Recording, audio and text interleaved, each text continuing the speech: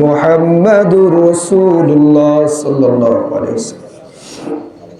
আলহামদুলিল্লাহ, আল্লাহ তাআলার দরবারে শুকরিয়া আদায় করি যে মহান রব আমাদেরকে মায়া করে দয়া করে সুস্থতার সঙ্গে নিয়ামত দান করে তার ঘরে আসার এবং বসার সুযোগ করে দিয়েছেন। এই জন্য রবের দরবারে শুকরিয়া আদায় করি আলহামদুলিল্লাহ। এমন একটা মাস, দামি মাস, যেটা আল্লাহ তাআলার কাছে, নবীর কাছে পছন্দনীয় মাস। রমজান মাস ব্যতীত অন্য যে কোনো মাসে যত রোজা রাখতেন, নবীজি সাল্লাল্লাহু আলাইহি ওয়াসাল্লাম এই শাবান মাসে সবথেকে বেশি রোজা রাখতেন।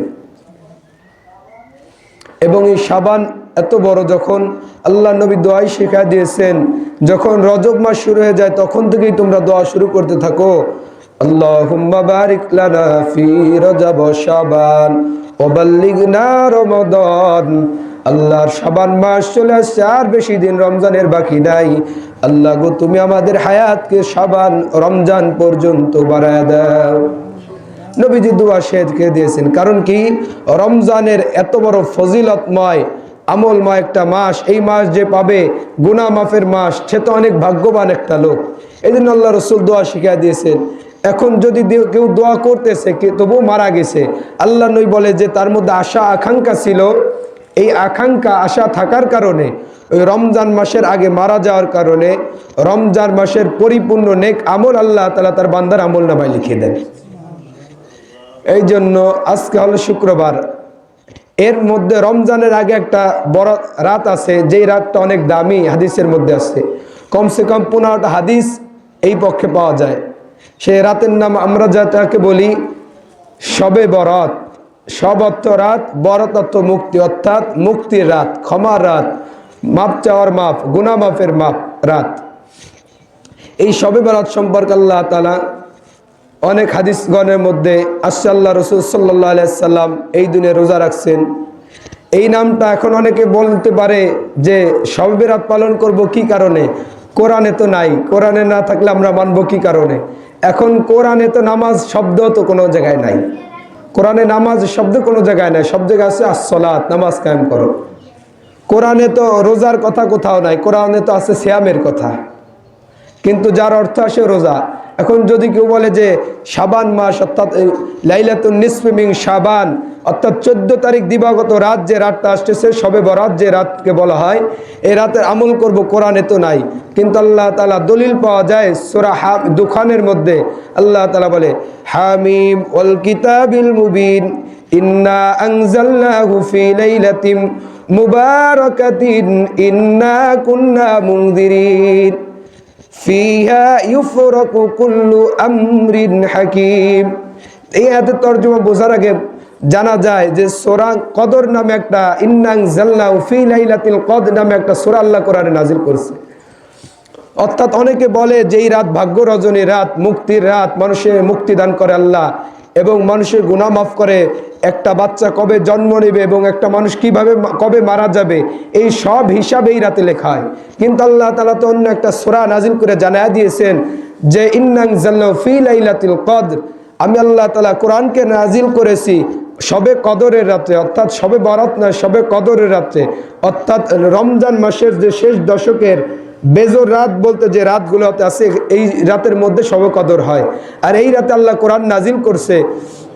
এবং আল্লাহ তাআলা সূরা দুখানের মধ্যে বলে, ইন্না আনজালনাহু ফি লাইলাতিন মুবারাকা, আমি আল্লাহ যে মানুষের ভাগ্য বন্টন করি, ভাগ্য নসিব করি, এইগুলো করে থাকি শবে কদরে, শবে বরাতে নাই। এখন দেখা গেল কোরআনের মধ্যে আল্লাহ বলতেছে যে শবে কদরে, কিন্তু হাদিসের মধ্যে নবীজি বলে না, মানুষের ভাগ্য বন্টন হয়, মানুষের ভাগ্য নসিব হয় শবে বরাতে। তাহলে দেখা যায় কোরআনে আল্লাহ বলতেছে একটা, হাদিসে পাওয়া যায় আরেকটা। এখন কথার মধ্যে একটা ডিফেক্ট ঢুকে যায় না? আল্লাহ বলতেছে শবে কদরে, আর নবীজি বলতেছে মানুষের ভাগ্য বদল হয় সবে বরাতে, এটা কেমন কথা? তখন মুফাসসির ইকরাম বলে, একজন চেয়ারম্যান যখন চেয়ারম্যান হয়, চেয়ারম্যান বা মেম্বার হলো ডিসেম্বর মাসের 15 তারিখ সে চেয়ারম্যান হয়েছে, কিন্তু তাকে পরিপূর্ণ কাজের দায়িত্ব দেওয়া হয় হলো জানুয়ারি মাসের 15 তারিখ। অর্থাৎ সে হইল কয় তারিখে?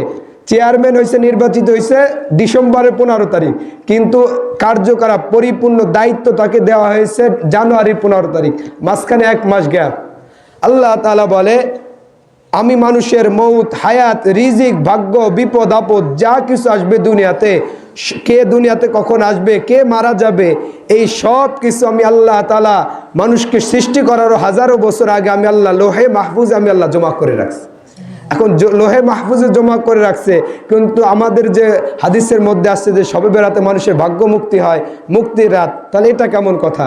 ঠিক তেমনিভাবে আল্লাহ তাআলা বলে, হাদিসের মধ্যে মুফাসসির ইকরাম বলেন কোরআনের ব্যাখ্যায়, যে লাইলাতুন নিসফি মিন শাবান, অর্থাৎ এই মঙ্গলবারে যে শবে বরাতের যে রাত, এই রাতে আল্লাহ তাআলা যে ফেরেশতাগুলো যেই দায়িত্বে আছে, যে ফেরেশতা যে নিয়োজিত কাজে আছে, অর্থাৎ যে ফেরেশতা মানুষকে মাফ করার ইসে নিয়োজিত আছে, তাদের সেই জায়গায় দায়িত্ব আছে।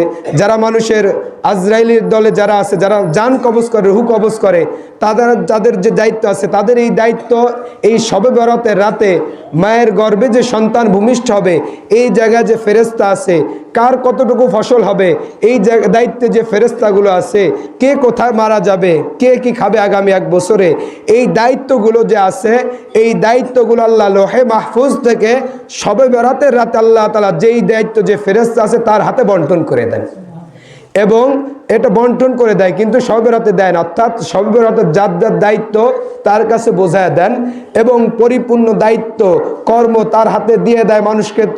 শবে কদরের রাতে, অর্থাৎ লাইলাতুল কদর যে রাত আসে রমজান মাসে, দায়িত্ব পায় হলো শবে বরাতে, আর দায়িত্ব বন্টন করে তারা মানুষের কাছে দিয়ে দেয়, এটা হলো লাইলাতুল কদর, অর্থাৎ রমজান মাসের রাত।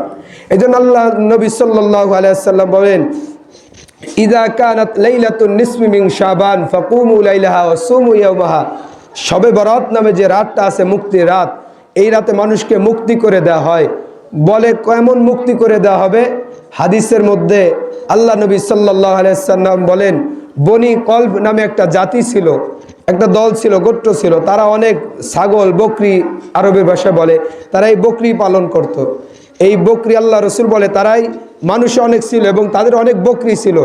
এই বকরিতে যত লোম ছিল, যত পশম ছিল, এই এত হাজার পরিমাণ পশম, লক্ষ লক্ষ পরিমাণ লোম পশম, আল্লাহ তাআলা ওই বকরির গায়ে যেমন বনি কলব গোত্রের যত বকরি আছে এবং তাদের ওই বকরির অনুযায়ী যত পশম আছে, লোম আছে, ওই অনুযায়ী আল্লাহ শবে বরাতের রাতে হাজার হাজার লক্ষ কোটি উম্মতে মুহাম্মাদির জীবনের গুনাহগুলিকে আল্লাহ মাফ করে দেয়। তবে শর্ত আছে, আল্লাহ তাআলা বলে এই রাতে কেন্দ্র করে আমাদের দেশে দেখা যায় কিছু বিদআত চালু আছে, এই বিদআতগুলো করা যাবে না, কারণ কুল্লু বিদআতিন ফিদ দালালা, বিদআত, প্রত্যেকই বিদআতি গুমরাহি পথভ্রষ্ট।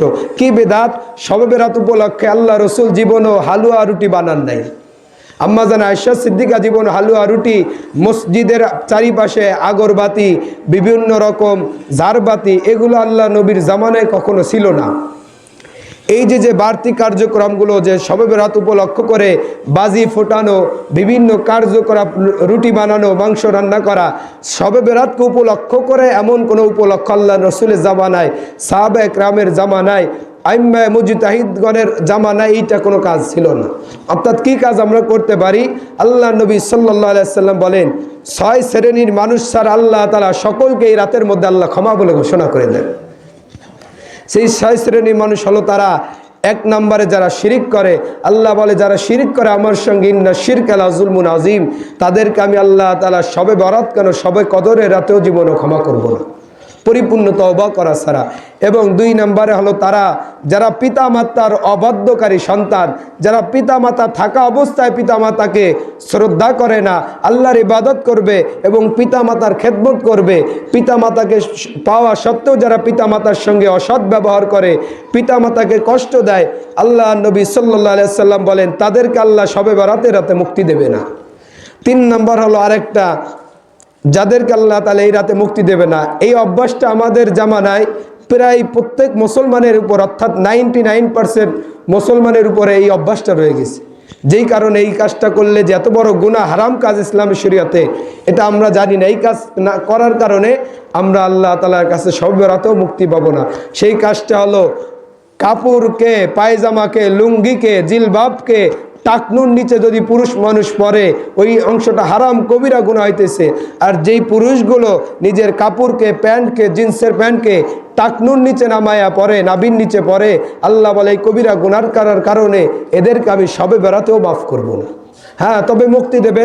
বলে কি শর্ত? যদি এই গুনাহগুলোর পরে যে আমি আর জীবনও টাকনুর নিচে কাপড় পরবো না, আমি মুসলমান, আমি উম্মতে মুহাম্মাদী, হারাম কাজে লিপ্ত হব না, আমি আমার পিতামাতার খেদমত করব, আমি শিরিক থেকে দূরে থাকবো, এই অনুতপ্ত হয়ে যদি কেউ আল্লাহর কাছে তওবা করে, আল্লাহ বলে এই তওবা করার কারণে বিগত আলা আমি মুস্তাগফিরিন ফাগফির আলা, এই তওবা করার কারণে এই রাতের মধ্যে যখন বান্দা অনুতপ্ত হয়ে নামাজ পড়ে যখন তওবা করে, আল্লাহ তাআলা শুধু ওই রাতের নয়, বিগত বান্দার পিছনের সমস্ত গুনাহগুলিকে আল্লাহ মাফ করে দেন। এই জন্য আল্লাহ নবী বলেন, ইযা কানাত লাইলাতুন নিসফি মিন শাবান ফাকুমু লাইলাহা ওয়া সুমু ইয়াওমাহা। অনেক মানুষ তোমাদের মাঝে আসবে, তারা ধোঁকা দিবে, শবে বরাত বলে কিছুই নাই, তোমরা শবে বরাতে বসে কি করবা? আল্লাহ নবী বলে, না না, তোমরা শবে বরাতে রাত যখন লাইলাতুন নিসফি মিন শাবান, ফারসি শব্দ, এই লাইলাতুন নিসফি মিন শাবান অর্থাৎ শাবান মাসের 14 তারিখ দিবাগত রাত যখন চলে আসবে, তোমরা কান্নাকাটি করো, কবর জিয়ারত করো। বলে কি কারণে? আল্লাহ নবী ডাক দেখো, আমার সাহাবীরা রে, আমি যখন আমার উম্মতেরা রে, আমি আল্লাহর কাছে দোয়া চাইলাম, আল্লাহ গো, আমি কি আমি নবী হিসেবে আমার মায়ের কবর জিয়ারত করতে পারবো কিনা? আল্লাহ নবী ডাক দেখো, আমার সাহাবীরা, আল্লাহ তাআলা আমাকে অনুমতি দিয়েছে, যান নবী গো, আপনি আপনার মায়ের কবর জিয়ারত করুন। এই রাতে আমি যখন আমার মায়ের কবরও জিয়ারত করলাম, ফা ইন্না কুবুরাহা ফা ইন্না কুবুরাহা, আল্লাহ নবী ডাক দেখো, আমার সাহাবীরা রে, তোমরা বেশি বেশি করে তোমাদের পিতা মাতার কবর জিয়ারত করো। শুধু তাই নয়, তোমার পাশে একটা কবর আছে, ওই কবরের কাছে যাও, অনুতপ্ত হও, আল্লাহর কাছে চিন্তা করো, হারে এই লোকটা আমার মতো একজন মানুষ ছিল, আমার মতো একজন ব্যবসায়ী ছিল, আমিও তো আমার মতো একজন মহিলা ছিল, আমার মতো রূপবতী সুন্দরী একজন গুণবতী মহিলা ছিল, আহারে তার চেহারা কোথায়, সে কোথায় গেল? আমিও তো এমন একজন মানুষ যার অস্তিত্ব থাকবে না, আমাকে মাটির সঙ্গে মিশিয়ে দেওয়া হবে। এই ভয় করে কবর জিয়ারতের কাছে যাও, কবর জিয়ারত করো। বলে কি হবে? কবর জিয়ারত করলে তোমার দিলটা, মৃত্যুর ভয় আসবে দিলের মধ্যে, তুমি গুনাহ থেকে বেঁচে থাকতে পারবা। এবং এই রাতের মধ্যে, এই লাইলাতুন নিসফি মিন শাবানের রাতে আল্লাহ তাআলা ফেরেশতাদের কাছে, নিযুক্ত ফেরেশতাদের কাছে দায়িত্ব বোঝায় দেয় যে আগামী 1 বছরের মধ্যে কোন কোন মানুষগুলো দুনিয়া থেকে বিদায় নিবে। অনেক মানুষ চিন্তা করে যে আমি আগামী 10 বছরে এই করবো, এমন প্ল্যানিং করব, এমন কটা বাড়ি করব, অমুক জায়গায় জায়গা কিনবো। আল্লাহ নবী বলে এই মানুষগুলো বোকা, কারণ সে জানে না, সে চিন্তা করছে 10 বছরের কথা, কিন্তু সে যে 1 বছরের মধ্যেই মারা যাবে, তার নাম যে ফেরেশতাদের কাছে চলে আসে সে জানে না। কারণ কি? মৃত্যুর ভয় তার মধ্যে নাই। আর যদি মৃত্যুর ভয় থাকতো, সে তো লাইলাতুন নিসফি মিন শাবান শবে বরাতের রাতে এসে আল্লাহর কাছে অনুতপ্ত হতো এবং চিন্তা করতো, এই 1 বছর যে কে কে মারা যাবে, এই লিস্টের মধ্যে আমি পড়ে গেছি কিনা, আমার মৌত কি এই 1 বছরের মধ্যে হয়ে যায় কিনা, এই ভয় থাকতো, সে গুনাহ করতে পারতো না। এবং এই গুনাহ করার কারণে তার পিছনে 1 বছরের গুনাহ আল্লাহ তাআলা মাফ করে দিত। অর্থাৎ এই লিস্টের মধ্যে, এই লাইলাতুন নিসফি মিন শাবানের মধ্যে যে বরাদ্দ হয়, আল্লাহ তাআলা দায়িত্ব দিয়ে দেয় যে আগামী 1 বছরের মধ্যে কোন কোন মানুষগুলো দুনিয়া থেকে বিদায় নেবে এবং কোন কোন শিশুগুলো দুনিয়াতে জন্ম নেবে, এই লিস্টগুলো সব এই রাতের মধ্যে আল্লাহ তাআলা নিযুক্ত ফেরেশতাদের কাছে বোঝায় দেন। তখন আল্লাহ নবী বলেন যে শুধু তাই নয়, আমি মুসনাদে আহমদের হাদিসের কিতাব, এই কিতাবের 4195 নম্বর হাদিস, এই হাদিসের মধ্যে আল্লাহ রাসূল সাল্লাল্লাহু আলাইহি সাল্লাম বলেন, আমি কিছু আনসারী সাহাবীকে নিয়া আমার এক সাহাবী ইন্তেকাল করছে, তার কবর জিয়ারতের উদ্দেশ্যে রওনা হইলাম। ঘটনাক্রমে নবীজি সাল্লাল্লাহু আলাইহি সাল্লাম যখন কবরস্থানে পৌঁছে গেছেন, এই কবরস্থানে যাওয়ার পর নবীজি ওই সাহাবীর লাশটা নিজের হাতে নিছেন এবং লাশ কবর দেওয়ার পর মাটি মাটি দেওয়ার পর নবীজি সাহাবাদেরকে ডাক দিয়া বলতেছে, নবীজি চোখের পানি ফেলাইয়া ফেলাইয়া কাঁদতেছে। সাহাবীরা বলে, রে আল্লাহ রসুল এমন কান্নাকাটি করছে কবরের কাছে বসে, নবীজির চোখের পানির কারণে ওই কবরের মাটি পর্যন্ত ভিজে গেছে। নবীজি ওই সাহাবীর কবরের কাছে এত কান্নাকাটি করছে সাহাবীদেরকে নিয়ে, যে কান্নাকাটি করার কারণে ওই সাহাবীর কবরের ওই সাহাবীর যে কবর, ওই কবরের মাটি পর্যন্ত ভিজে বৃষ্টির পানির মতো ভিজে গেছে। এই জন্য আল্লাহ নবী বলে, আমার সাহাবীরা রে, যখন লাইলাতুন নিসফে মিন শাবান এসে যায়, রাতের গভীরে যাও পিতা মাতার কবরের কাছে যাও, সবে বেরাতের রাতে আসরের সময় যাও, পিতার কবরটা পরিষ্কার করো। চিন্তা করা, হারে আমিও তেমন একজন মানুষ, আমার বাবাও ছিল, আমিও থাকবো না, আমার দাদা নাই, আমার বাবা নাই, আমিও থাকবো না, আমার মা ছিল, আমার মা নাই, আমি আছি, আমিও থাকবো না, আমার মেয়ের সন্তান কেউই থাকবে না, আমিও তো দুনিয়া থেকে চলে যাব, কোথায় আমার অস্তিত্ব? আমি একা, দুনিয়া আমার কেউ না। আমি যদি মরে যাই, আমার সন্তানগুলো 10,000 কোটি টাকার মালিক হলেও আমার কি যায় আসে? আমি তো নিস্তব্ধ হয়ে গেছি, আমি আমার জায়গায় চলে গেছি, আমার স্ত্রীও আমার না, আমার সন্তানও আমার না, কেউই আমার না, আমি আমার জায়গায় থেমে গেছি, আমার কাছে কেউই আসবে না। এই চিন্তা ভাবনা নিয়ে যদি কবরের কাছে জিয়ারত করো, বলে কবরের কাছে গেলে কি হবে, পিতা মাতা কি করবে?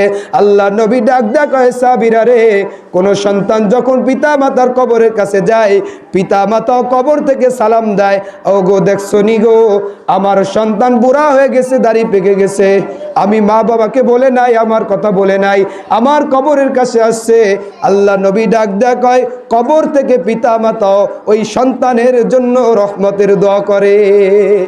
ওই সন্তান যখন কবরের কাছে শবে বরাতের রাতে যে পিতা মাতার জন্য দোয়া করে, পিতা মাতার যেমনি কবর আযাব মাফ হয়ে যায়, এবং ওই পিতা মাতার দোয়ার কারণে ওই সন্তানের জীবনের গুনাহ মহান আল্লাহ মাফ করে দেন।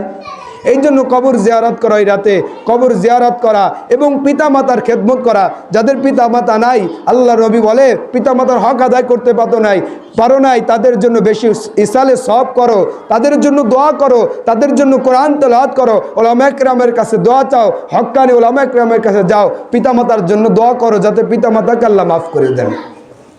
এবং যাদের পিতা মাতা বেঁচে আছে, নবীজি বলে তারা পিতা মাতার খেদমত করো, পিতা মাতার খেদমত আদায় করে আল্লাহকে রাজি করে তোমরা দুনিয়া থেকেই তোমাদের জন্য জান্নাতকে কামাই করে নাও। এই জন্য আল্লাহ নবী বলে এই রাতে তাদেরকে মাফ করবে না যারা পিতা মাতাকে কষ্ট দেয়, পিতা মাতার প্রতি অসন্তুষ্ট, যেই সন্তানের প্রতি তার পিতা মাতা অসন্তুষ্ট, এই সন্তানকে আল্লাহ শবে বেরাতে রাতে মাফ করবে না। এবং শিরিক করলে শিরিকের গুনাহ তওবা করতে হবে, তাহলে আল্লাহ শবে বেরাতে মাফ করবে। আর একটা গুনাহ, প্রচলিত গুনাহ, যে লুঙ্গি, কাপড়, প্যান্ট এগুলো টাকনুর নিচে পড়ে, আল্লাহ নবী সাল্লাল্লাহু আলাইহি সাল্লাম বলে এই রাতে যাদের মধ্যে 6 শ্রেণী মানুষকে আল্লাহ মাফ করবে না, তার মধ্যে 1 শ্রেণী মানুষ এই সব মুসলমান যারা টাকনুর নিচে কাপড় পরাকে কিছু মনেই করে না, অথচ হারাম ইসলামে কবিরা গুনাহ হইতেছে টাকনুর নিচে কাপড় পরার কারণে, নাভির নিচে কাপড় পরতেছে, এই পরার কারণে তার গুনাহ হইতেছে, কিন্তু সে মনে করতেছে না। আর এই গুনাহকে মনে কিছু না করার কারণে আল্লাহ তাআলা তাকে শবে বরাতের রাতেও জীবনে মাফ করবেন। এই জন্য শবে বরাতের রাতে আল্লাহ তাআলা বলে ইযা কানাত লাইলাতুন নিসফি মিন শাবান ফাকুমু লাইলাহা, এই গভীর রাতে আল্লাহ তাআলা বলে ফাইন্নাল্লাহ তাআলা ইয়ানজিলু ফিহা লিগুরুবিশ শামসি ইলাস সামাঈদ দুনিয়া ফায়াকুল আলা মিন মুস্তাগফিরিন ফাগফিরালা। আল্লাহ নবী সাল্লাল্লাহু আলাইহি সাল্লাম ডাক দিয়ে বলে, যখন এই লাইলাতুন নিসফি মিন শাবানের রাত চলে আসে, মহান আল্লাহ রাব্বুল আলামিন প্রথম আসমানে চলে আসেন। তখন আল্লাহ তাআলা প্রথম আসমানে চলে আসেন এবং ডাক দিয়ে বলে শবে বরাতের রাতে, মুক্তি রাত, শব অর্থ রাত, বরাত অর্থ মুক্তি, এই শবে বরাতের রাতে আল্লাহ তাআলা বলে আলা মিন মুস্তাগফিরিন ফাগফিরা, আমার কোনো গুনাহগার বান্দা শুনি, আসো গুনাহ নিয়া গুনাহ বোঝা মাথায় না ঘুরে বেড়াইতেছো, আসো বান্দারে আমার দরবারে আসো, আমার দরওয়াজায় আসো, আমি হলাম রহমান, আমি হলাম গফুর, আমি হলাম গফফার, আসো বান্দারে আমার কাছে আসো। আমি এই রাতেও ঘুমাই না। যদি বলি আল্লাহ আপনি ঘুমান না কেন, তাফসীরের মধ্যে আল্লাহ ঘুমায় না 3টা কারণ, এর মধ্যে একটা কারণ হলো তাফসীর ওয়ালারা ডাক দিয়ে মুফাসসির ইকরাম বলে আল্লাহ ঘুমান না, তার মধ্যে একটা কারণ হলো আল্লাহ বলে আমার মায়া দয়া 24টা ঘন্টার মধ্যে একটা সেকেন্ডও আমি মহান রবকে ঘুমাইতে দেয় না। এই রাত আল্লাহ তাআলা শবে বরাতের রাতে আসে ডাক দিয়া কয় আলা মিন মুস্তাগফিরিন ফাগফির আলা, আমার কোন বান্দা আসুনি গুনাহগার আসো আমার কাছে আসো। আলা মিন মুস্তারজিকিন ফারজুকা, তোমার রিজিকের অভাব, ভাতের অভাব, দুনিয়াতে অভাব অনাটন, আসো আমার কাছে আসো, আমি মহান রব তোমার অভাব অনাটনকে দূর করে দিব। এবার তৃতীয় নম্বর যেটা, আলা মিন মুস্তারজিকিন ফারজুকা, কেউ আসুনি রোগে আক্রান্ত অসুস্থ মানুষ, দুনিয়ার কোনো ডাক্তার কবিরাজের চিকিৎসা হয় না, আসো আলা মিন মুস্তারজিকিন ফারজুকা, আমার কাছে আসো, আমি আল্লাহ তাআলা তোমাকে সুস্থ করে দিব। এইভাবে আল্লাহ ডাক দেখ আলা মিন মুবতালান ফাহুয়া আফিয়া, আলা কাজা আলা কাজা, এইভাবে যত মানুষ যত বিপদগ্রস্ত আসো, আল্লাহ বলে সবাই চলে আসো আমার কাছে শবে বরাতের রাতে, আমি আল্লাহ সকলকে মুক্তি দান করে দিব, সকলকে আমি আল্লাহ ক্ষমা বলে ঘোষণা করে দিব। এই শবে বরাতের রাত, অর্থাৎ এই যে আমাদের নিয়ম অনুযায়ী, তারিখ অনুযায়ী, এই যে আগামী যে মঙ্গলবার আসবে, এই মঙ্গলবার দিবাগত রাত, মঙ্গলবার দিবাগত রাতে শবে বরাত, আর বুধবার হলো দিন পড়বে। শবে বরাত কি বার? মঙ্গলবার রাতে, দিন পড়বে বুধবার, এই মঙ্গলবার অর্থাৎ 4 ফেব্রুয়ারি, 3 ফেব্রুয়ারি রাতে শবে বরাতের রাত, আর দিন পড়বে হলো বুধবার, এই মঙ্গলবারে। এই রাতে আল্লাহ তাআলা বলে, আল্লাহ নবী বলে, বনি কলব গোত্র একটা গোত্র ছিল, বলে কেমন মানুষকে আল্লাহ মাফ করবে? ওই গোত্র কিছু বকরি পালন করতো, অনেক ছাগল পালতো, এই ছাগলের যত লোম ছিল এই পশম অনুযায়ী আল্লাহ তাআলা উম্মতে মুহাম্মাদিকে এক চাপা আল্লাহ সকলকে মাফ করে দিবে। এই জন্য এই শবে বরাতের রাত আল্লাহর কাছে দোয়া চাওয়া, এবং আল্লাহ বলে, আল্লাহ নবী বলে ফাকুমু লাইলাহা ওয়াসুমু ইয়াওমাহা, রাত ভরে নফল নামাজ পড়ো, দুনিয়ার রং তামাশা বাদ দিয়া কতদিন কত মানুষের জন্য কাটাইলে একটু আল্লাহর জন্য জিকির আজগার করো, ওয়াসুমু ইয়াওমাহা, এবং তারপরের দিন তোমরা রোজা রাখো, রোজা পালন করো, ছোট দিন, রোজা রাখতেও কষ্ট হবে না, এবং রোজা রাখো, যদি রোজা রাখো এবং গুনার প্রতি পরিতৃপ্ত হয়ে রাত ভর ইবাদত বন্দেগী করো, আল্লাহকে ক্ষমা চাও, আল্লাহ নবী বলে এই গুনার প্রতি অনুতপ্ত হওয়ার কারণে আল্লাহ তাআলা তার বান্দার জীবনে গুনাহ মাফ করে দিবে। তবে শর্ত হলো কয়টা? এই 6টা গুনাহ থেকে মুক্ত হওয়া লাগবে, সুদ, ঘুষ, শিরিক, বিদআত, এবং আল্লাহ নবী বলে পিতামাতার অবাধ্যকারী সন্তান যারা, যাদের পিতামাতা তাদের প্রতি নারাজ, তারা পিতামাতার খেদমত করো তাড়াতাড়ি লাইলাতুন নিসফে মিন শাবানে মুক্তি পেতে হলে। আর না, যাদের পিতামাতা মারা গেছে কবরের কাছে গিয়ে দোয়া করো, তাদের কাছে মাপ চাও, তাদের জন্য ইসালে সওয়াব করো। এবং তোমরা একটা গুনাহ, যেই গুনাহটা তোমাদের মধ্যে ছড়িয়ে আছে তোমরা মনে করতেছো না, টাকনুর নিচে যারা কাপড় পরো, এই কাপড়গুলোকে তোমরা সাবধান হও, হারাম থেকে সাবধান হও। যদি এই গুনার প্রতি তোমরা অনুতপ্ত হয়ে আল্লাহর কাছে মাফ চাইতে পারো, তাহলে আল্লাহ তাআলা তোমাদেরকে এই রাতের মধ্যে সাধারণ ক্ষমা বলে ঘোষণা করে দিবে। এই জন্য এই রাতের মধ্যে শুধু জিলাপি বা রুটি নিয়া, আমাদের দেশে আমাদের ওদিকে আরও বেশি দেখা যায়, জিলাপি মসজিদ ভরে যায় শবে বরাতের রাতে, আনেন অসুবিধা নেই, আপনি মানুষকে খাওয়াবেন, আপনার সামর্থ্য আছে, কিন্তু শুধু জিলাপি দিয়া মিষ্টি দিয়া তো মাপ চাওয়া যায় না আল্লাহর কাছে। আল্লাহর কাছে তওবা করতে হবে, গুনার কাছে মাপ চাইতে হবে, আমি গুনাহগার। এই রাতে আল্লাহ তাআলা ভাগ্য নসিব করে কে কবে মৃত্যুবরণ করবে, আগামী 1 বছরের মধ্যে কে কোন শিশু সন্তান জন্মগ্রহণ করবে, কার ফসল কি পরিমাণ হবে, কার রিজিক কি পরিমাণ হবে, এই সব ভাগ্যগুলো আল্লাহ তাআলা এই রাতের মধ্যে ফেরেশতাদের কাছে আল্লাহ তাআলা বন্টন করে দেয়। বলে কি কারণে? একজন চেয়ারম্যান যখন মনে করেন ডিসেম্বরের 15 তারিখ সে চেয়ারম্যান নির্বাচিত হয়েছে, কিন্তু সরকারিভাবে দায়িত্ব তাকে বোঝায় দেওয়া হয় জানুয়ারির 15 তারিখ, তাহলে নিয়ম অনুযায়ী সে নির্বাচিত হলো ডিসেম্বরের 15 তারিখ, কিন্তু তাকে পরিপূর্ণ দায়িত্ব বোঝায় দিল সরকার জানুয়ারি 15 তারিখ, তাহলে মাঝখানে 1 মাস গ্যাপ না? আল্লাহ তাআলা বলে এই যে শবে বরাতের রাত, অনেক মানুষ বলবে শবে বরাত বলে কিছু নাই, অবশ্যই আছে। উলামা একরাম বলে, কোরআনে বলে মুবারাকা বরকতময় রাত। এই রাতের মধ্যে আল্লাহ তাআলা যে ফেরেশতা যে জায়গা আছে তাদের দায়িত্বে আল্লাহ তাআলা সকলকে সব কিছু বন্টন করে দেয়, এবং রমজান মাস আল্লাহ তাআলা পরিপূর্ণ বান্দাদের মধ্যে কে সেগুলো দান করে দেয়। এই জন্য এই রাতের মধ্যে তওবা করা, আল্লাহর কাছে মাফ চাওয়া, যেন আল্লাহ তাআলা এই রাত আমাদেরকে মাফ করে দেয়। পিতা মাতার খেদমত করে আল্লাহ তাআলা আমাদেরকে দুনিয়া থেকে ঈমানদার মুত্তাকি বান্দা কবরে যাওয়ার তৌফিক দান করুক। যারা সুন্নাত পড়েনি 4 রাকাত কবলা দেবেন সুন্নাত পড়ে।